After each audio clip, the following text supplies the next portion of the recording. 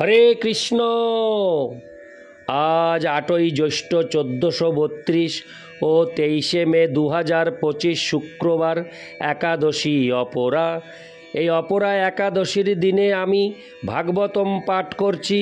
আজ আমি পাঠ করছি ভাগবতমের চতুর্থ স্কন্দ, প্রথম ভাগ, একাদশ অধ্যায়।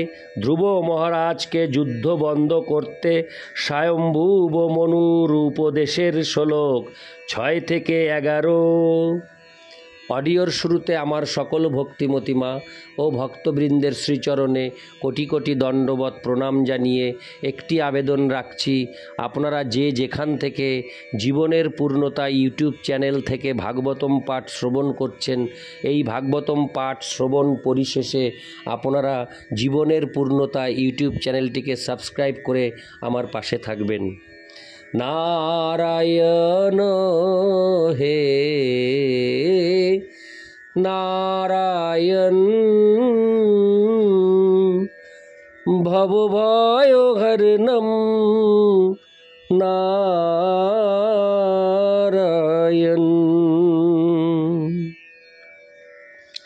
শ্লোক 6।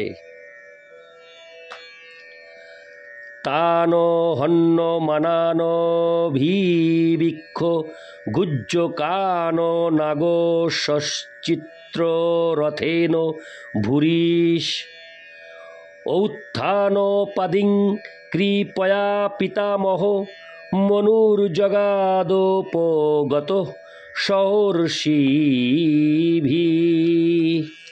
অনুবাদ: যখন স্বয়ম্ভুব মনু দেখলেন যে তার পৌত্র ধ্রুব এমন অনেক যক্ষদের বধ করছেন যারা প্রকৃতপক্ষে অপরাধী নয়, তখন তিনি অত্যন্ত কৃপা পরবশ হয়ে মহর্ষিগণ সহ ধ্রুব মহারাজের কাছে এসে তাকে সৎ উপদেশ দিয়েছিলেন।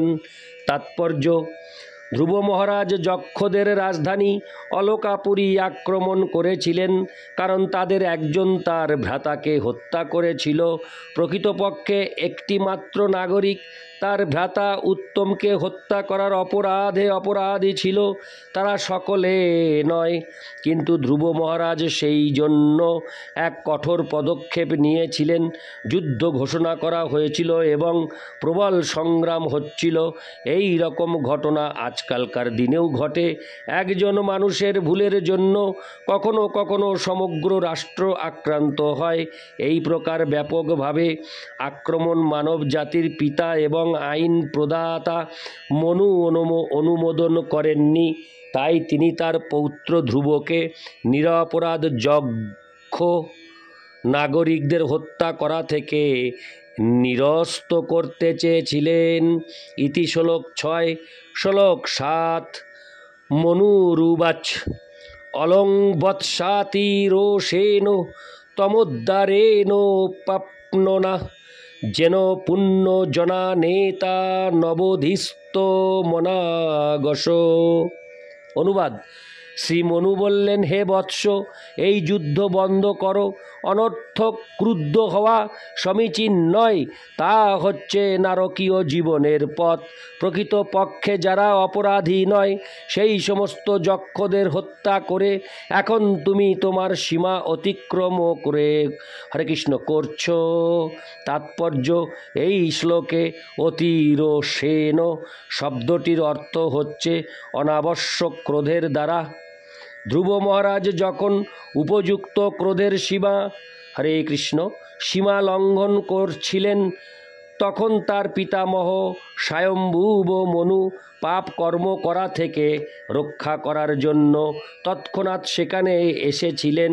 তা থেকে আমরা বুঝতে পারি যে হত্যা করা খারাপ নয়, কিন্তু যখন অনর্থক হত্যা করা হয় অথবা কোনো নিরপরাধ ব্যক্তিকে হত্যা করা হয়, সেই হত্যার ফলে নরকের পথ উন্মুক্ত হয়।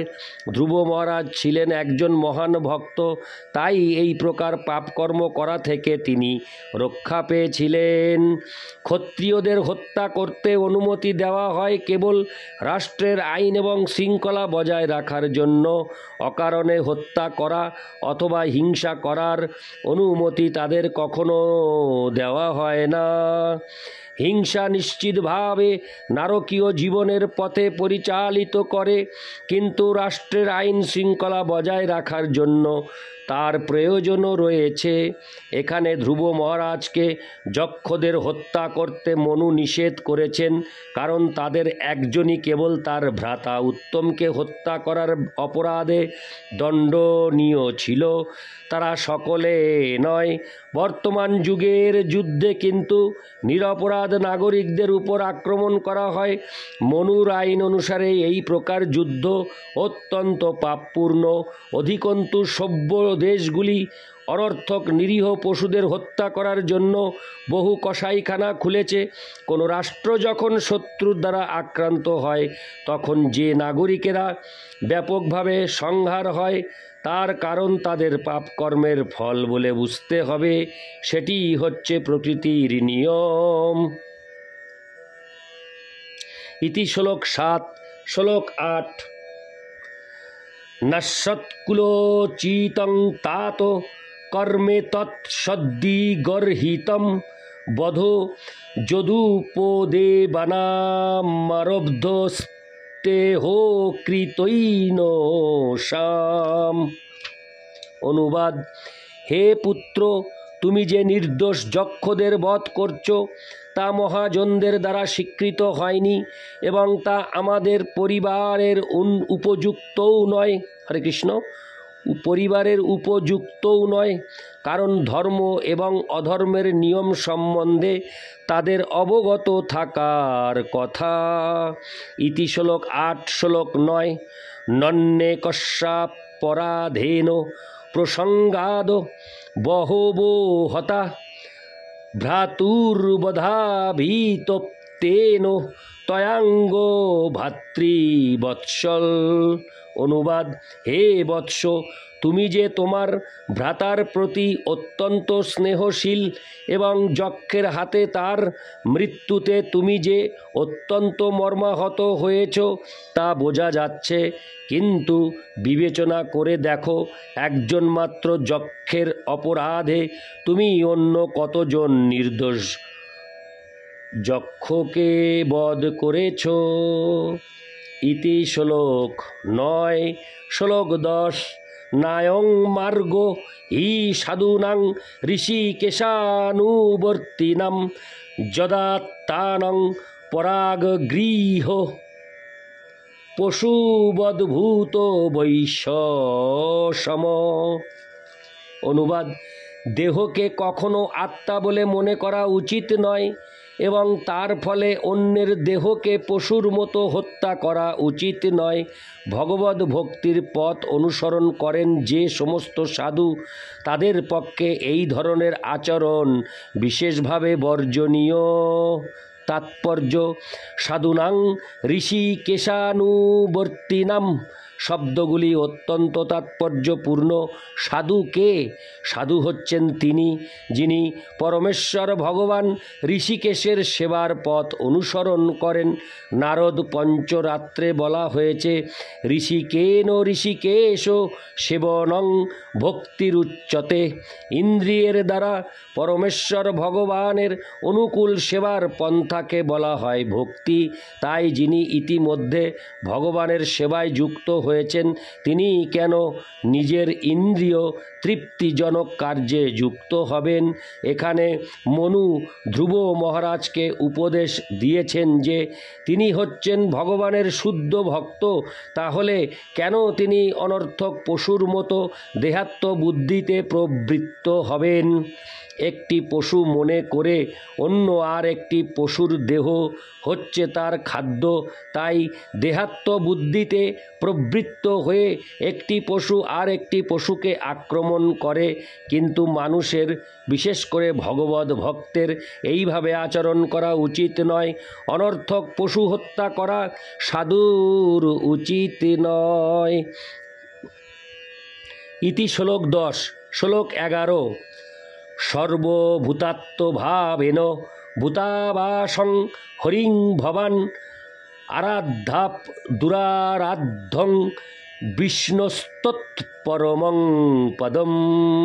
অনুবাদ: ভগবান শ্রীহরির ধাম বৈকুণ্ঠ লোক প্রাপ্ত হওয়া অত্যন্ত কঠিন, কিন্তু তুমি এতই ভাগ্যবান যে সমস্ত জীবের পরম ধাম শ্রী ভগবানের আরাধনা করার ফলে তুমি ইতিমধ্যেই সেই ধাম প্রাপ্ত হয়েছ।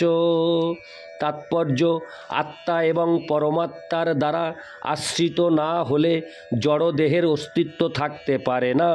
আত্মা পরমাত্মার উপর নির্ভরশীল, যিনি প্রতিটি পরমাণুতে বিরাজমান।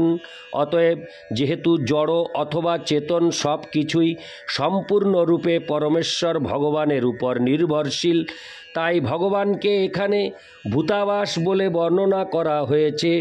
মনু যখন ধ্রুব মহারাজকে যুদ্ধ বন্ধ করতে অনুরোধ করেন, তখন একজন ক্ষত্রিয় রূপে ধ্রুব মহারাজ তার পিতামহ মনুর সঙ্গে তর্ক করতে পারতেন, কিন্তু ক্ষত্রিয়ের কর্তব্য হচ্ছে শত্রুর সঙ্গে যুদ্ধ করা।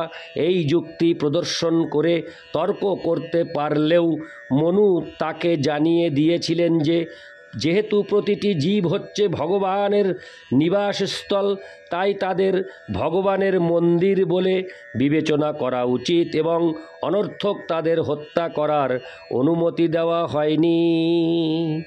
ইতি শ্লোক 11। নারায়ণ হে নারায়ণ ভবভয়হরণম নারায়ণ। হরে কৃষ্ণ।